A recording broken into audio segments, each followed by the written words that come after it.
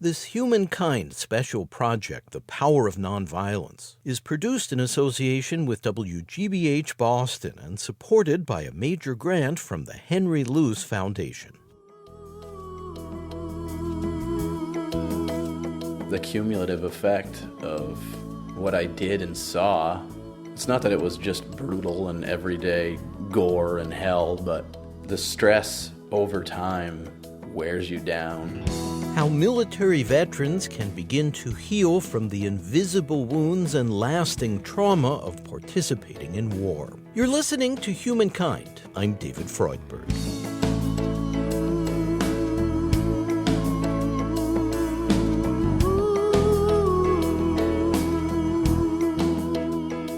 How does a person recover after witnessing the brutality of war?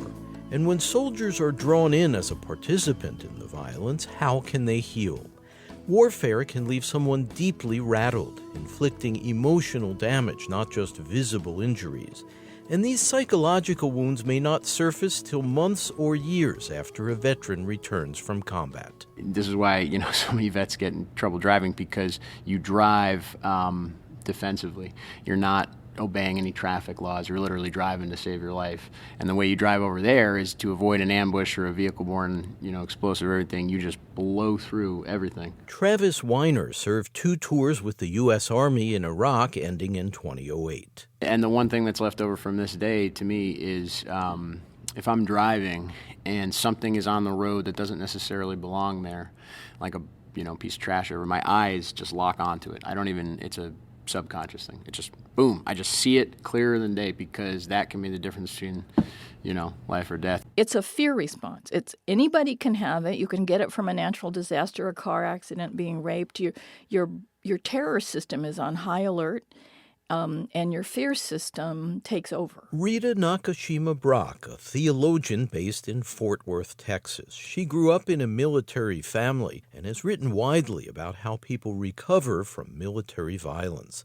An estimated 300,000 to 400,000 veterans now suffer effects like the fear response and other symptoms of post-traumatic stress. And if that happens a lot, you can have a chronic fear response to things, that you can be triggered in normal life by things that aren't dangerous, but they were dangerous before, like a backpack sitting in a room or a guardrail along a road. You have this distorted relationship to reality that's not the fear reality you're originally in. Reloading! It's been well known that war induces psychological and social and spiritual trauma, and that that trauma is often invisible but devastating and requires a psychological and a spiritual remedy. Physician Wayne Jonas of the Samueli Institute in Alexandria, Virginia, served as a lieutenant colonel in the Army Medical Corps. He treats patients today who suffer military-related chronic pain, traumatic brain injury, and post-traumatic stress disorder. When we diagnosed and named it PTSD, it was in many ways a normal response to the trauma of war.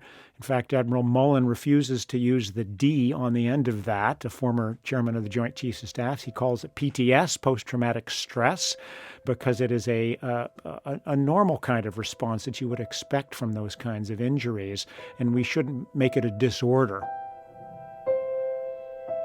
Maybe it's just an understandable human reaction to the way organized violence can be deeply disturbing. Off the battlefield, some veterans may erupt in volcanic bursts of anger. Despair may draw them into addiction or violence against others and themselves. They may suffer nightmares, restless sleep, as well as what's called the startle response. This occurs when a person who's undergone a traumatic event hears or sees something that suddenly triggers a distressing memory of the trauma. Soldiers have exhibited these symptoms through history. It was first medically recognized as PTSD after the Vietnam era. Now the stresses of war have afflicted a new generation. I had already had combat where I lost friends, very close friends. from Iraq. That's Kyle, originally from Maine. Starting in early 2005, he deployed to Iraq and later to Afghanistan. Kyle served as a second lieutenant with the National Guard and began experiencing post-traumatic stress. And I came home, and that's when I didn't say a word about it, because that's when it really did have a stigma. And I said, I don't want to tell them I have something wrong. Because I don't want to get kicked out of the military. I don't want people to think I'm crazy. Kyle has since been formally diagnosed with PTSD. He now routinely attends a clinic for at-risk veterans and their families at Massachusetts General Hospital in Boston. Kyle participated in our interview, hoping it would help other vets. At age 35, he looks back on an eventful life so far. In this program, we'll hear graphic, sometimes disturbing descriptions of war. Growing up and working on the farm, potato harvest in, October, November can be a pretty miserable time. Cold, wet, tired, and long days, hard work. And I joined the Army, and I was like, this really isn't that bad at all. And they put you to bed at a certain time every night, and every day it was something different. You get to go out and shoot guns, and I just fell in love with it. Honey lavender, green tea, American breakfast. I visited Kyle on a Saturday afternoon at his spacious, airy home on a long wooded road in the southern New Hampshire town of Derry. For a time after returning from combat, he worked in private industry in aerospace and defense. But then Kyle accepted full-time work with the New Hampshire National Guard. He remembers his time in Afghanistan. This was a very remote area. It was almost like the West Virginia of Afghanistan, almost. Villages. Some didn't have wells. They had their own flour mill. Still living in culottes and mud structures and things like that. But everybody had a cell phone. The U.S. mission there was to stabilize the region and to control the flow of hostile forces. These included the Taliban, which stalked the American soldiers. Terrain played a huge part. So if you're going into a valley to check, the valley leads directly into Pakistan. There's one way in and then there's one way out.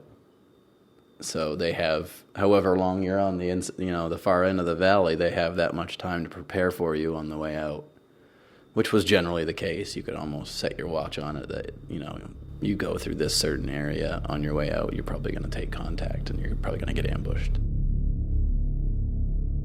We were with the Afghan Uniform Police, which we had a very good relationship with. Their commander was one of the few that we really trusted and we worked along with. A really good guy, and this was near the time of election for local leaders. And we went into this valley and we checked to see if they were valid areas where people could go and vote. In the process of doing so, I told the police commander, Chief Wahab, I said, there's one more left. Just go up that little road right there and check and see if it's there, and then we'll call it a day and we'll head back to base. As he drove off, he didn't make it much more than a few hundred yards away before I heard a massive explosion. And as I looked up, there was a body flying through the air like a rag doll. It's seared into my brain. You could just see it flying. At which point, they started a pretty complex ambush on us.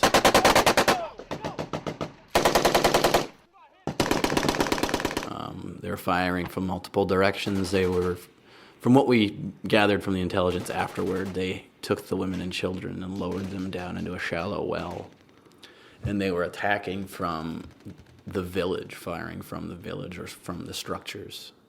And I'm running back and forth between vehicles trying to get a situation report, just kind of see what's happening. And as I went up, I saw move from vehicle to vehicle. You could see the bullets hit in front of your feet and things like that. And I'm talking to my platoon sergeant and walking back and forth. And as he and I would stop and talk or just meet, we'd see bullets ricochet between us. So I moved up to the lead vehicle and I started seeing just the bodies everywhere, body parts everywhere.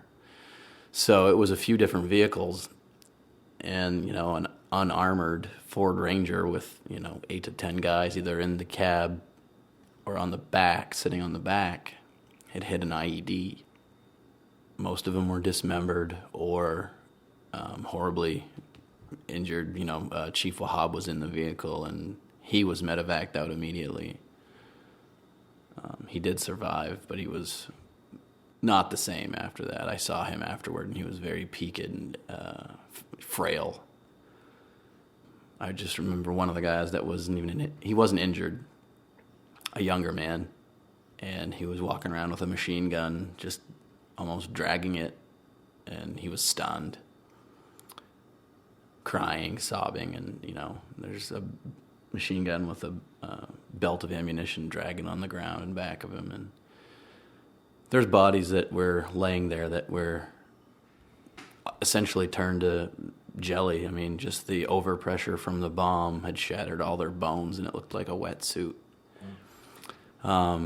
As I sat there and I talked to my fire support NCO to see what I could bring for air assets, I looked down and there's a human hand at my feet.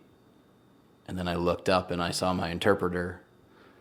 He grabbed a weapon from one of the uniformed police, and he was also carrying a human arm. So at that point, the mission became recovery of the remains. We went around and picked up body parts, and we filled 2 or 3 pickup trucks, beds, with body parts, and hauled it back.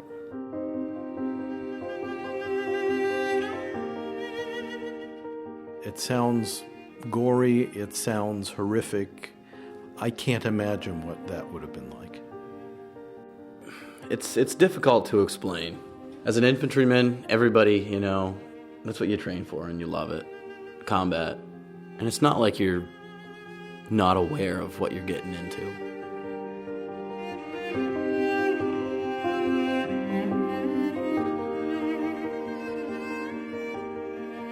So I got back and I had a pack of cigarettes with me, and I sat there and I didn't really want to talk to anybody.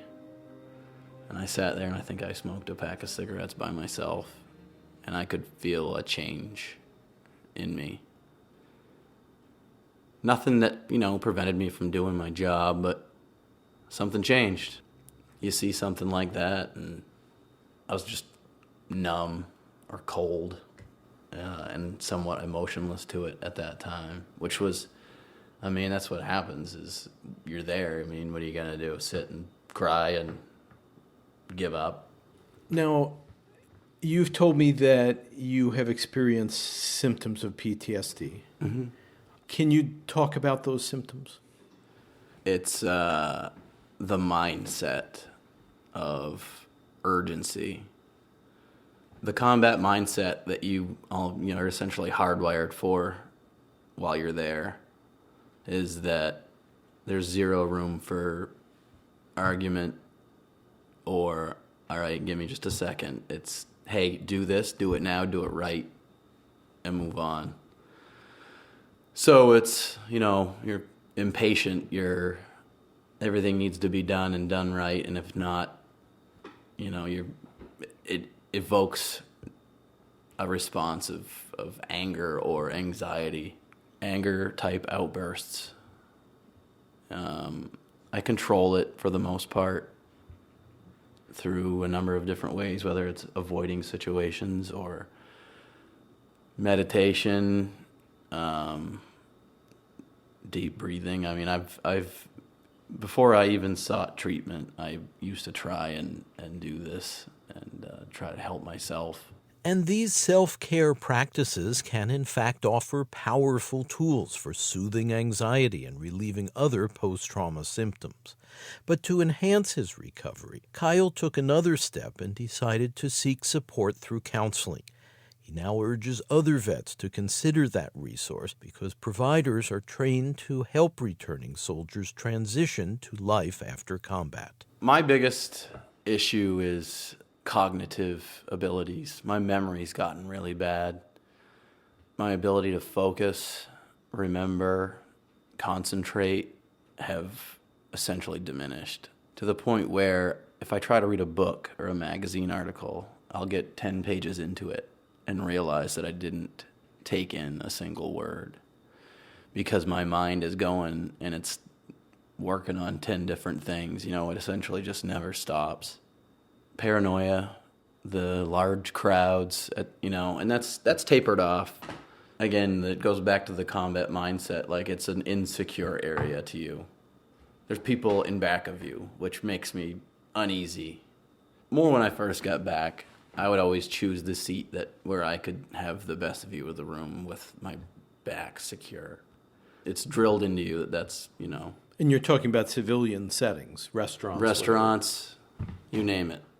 Crowded malls. And it made going out with my family and my kids very difficult. To the point where I just didn't want to do it anymore.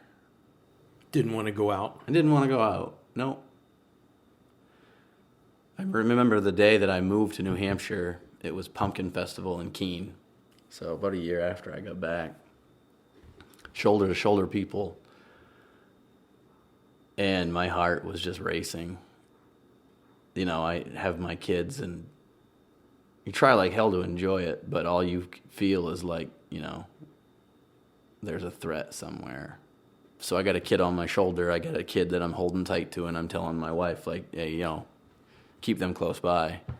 And that was usually the issue. Anything that we did.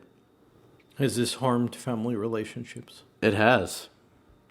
In the midst of a divorce right now. And I think, some of the anger outbursts or the just inability to talk or,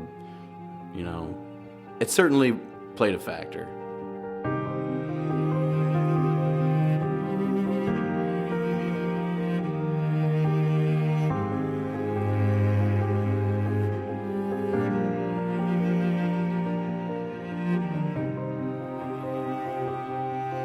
You're listening to Healing the Trauma of War, a documentary from Humankind. I'm David Freudberg. To learn more about this special project, The Power of Nonviolence, to obtain audio copies or downloads of this series, and to hear more on how people can mend from post-traumatic stress, please visit humanmedia.org.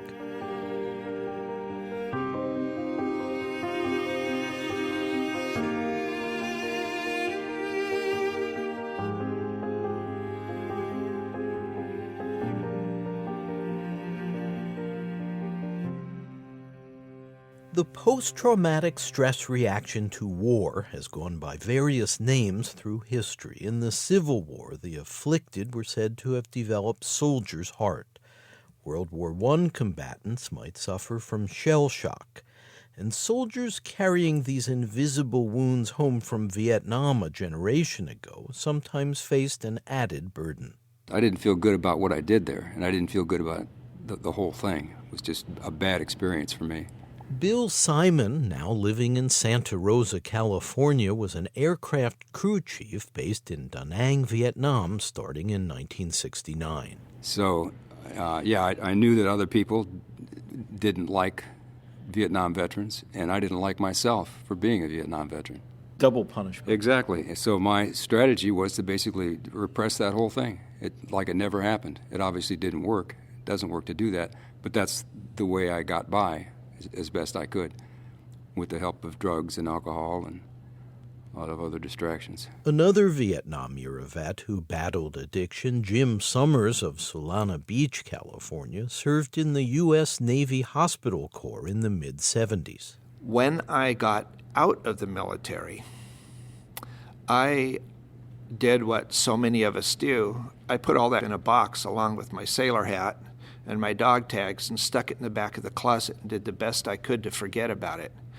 But the Navy was also the place where my alcoholism got real serious. I was having a hard time living with what I was doing and had lots of unaddressed trauma issues. So I continued to numb myself for a number of years, and my life fell apart, as it so often does for people like that. And then when we invaded Iraq in 2002, and I became active in Veterans for Peace, I'm a founding member of the chapter in San Diego, that box came open, and there were things in there that I didn't remember I'd put there. And so I've had to deal with that as I've moved along. I felt very isolated and not present in the sense of being there emotionally, being there spiritually. Kind of detached? Very detached, right, from others and from myself. And I got that feedback from people. People would say, it's like you're not here. What's going on? Depression, a lot of depression, suicidal ideation. I never tried to kill myself, but I certainly thought about it on a daily basis for a long time. Daily basis? Sure, yeah. I would just have images of it. I didn't get to the point where I was making a real clear plan on how to do it, but it would just come into my head. I should take myself out. I wasn't happy. And especially if you're working against war or something like this, it's a challenge to put your face up against something that is so ugly. Constantly. And it's a challenge not to be depressed or angry. And I'm not the kind of guy that gets suicidal. I'm the kind of guy that gets homicidal. As a young man, I frequently went armed. 45 on the seat of my truck, or a buck knife on my belt, or worse. And I have given that up long since. I'm a violent man at my core. I know this about myself. I've done a lot to ease that, but I know that I have this capacity. I don't really have many good choices except to be a pacifist. Maybe 18 was too early. Maybe 30 or 40 years too. You get your chance to make peace with the man before he sent down his angels free. Mamas and grandmamas love you, 'cause that's all they know how to do. You never planned on the bombs in the sand or sleeping in your breast blues.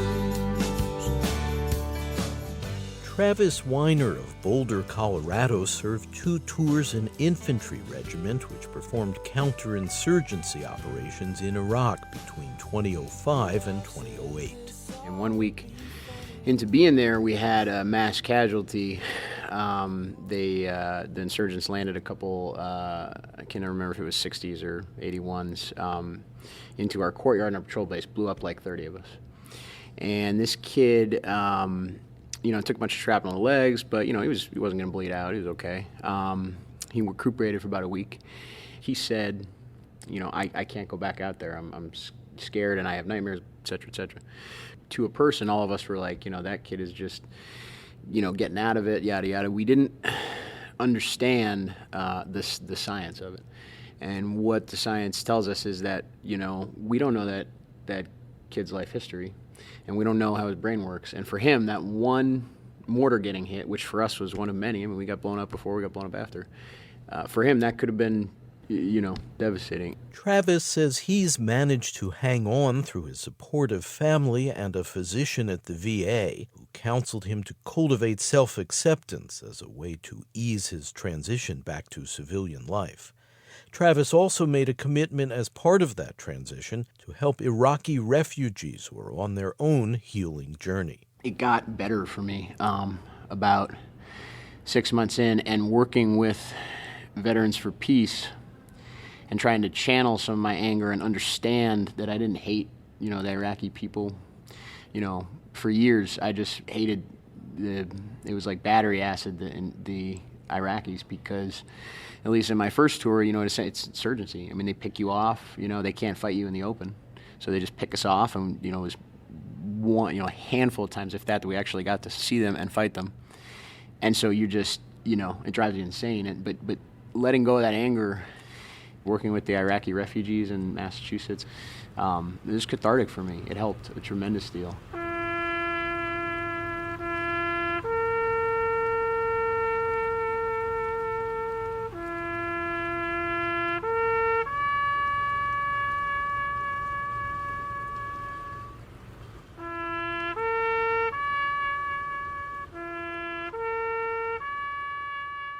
An Army band bugler plays taps on a snowy day at Arlington National Cemetery.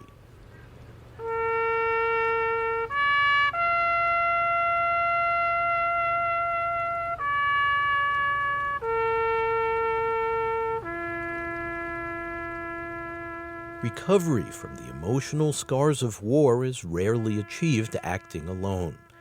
Many returned soldiers need the comradeship of fellow veterans who understand from direct experience the special challenges, the pain, the loneliness, and in some cases the shame carried by surviving combatants. Theologian Rita Nakashima Brock. It's a kind of emotional solitary confinement where you can't connect to anybody because some of the deepest places in yourself are shut down and isolated, and you're afraid that they won't love you if they know what those are. How can they move to a place of a feeling of greater connection? I think the first step is for someone they can trust to be a trustworthy friend.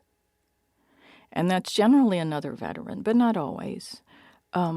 And once they have at least one relationship of trust, in the military it's often a chaplain, interestingly enough, because the chaplains are the only ones who can keep a confidence. A clinician has to report a diagnosis, but a chaplain doesn't make a diagnosis, they just talk to people. And I think good chaplains can be that first place of processing and trust. And a good chaplain will listen to the suffering and help the person process it. You're trying to get down at the deep disturbances in the psychological and the spiritual areas that the trauma caused. Physician Wayne Jonas provides whole-person care to veterans at Army clinics. You have to say, I don't know everything about why this has happened to me, but I believe that there is the ability to have a positive, caring, nurturing, loving response come out of this. And if I believe that, then I begin to look for it and I can begin to see it. And that can guide me to a place that helps me become more peaceful, less angry, less reactive in those areas. Now, I may have to go through a lot of anger to get to that spot, and that's okay. But you need to go beyond yourself and realize that there are caring, social support individuals that are here that love you. And that will be on that journey with you.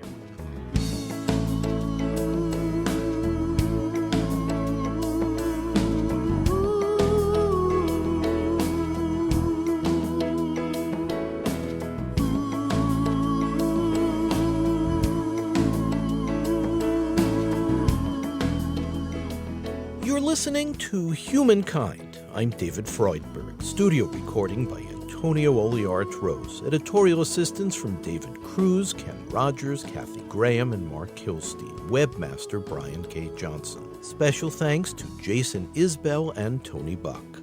Our program is presented by Human Media in association with Connie Goldman Productions. Program development provided by Shart Media. To purchase a CD copy of this program, please call 1-800-5-LISTEN.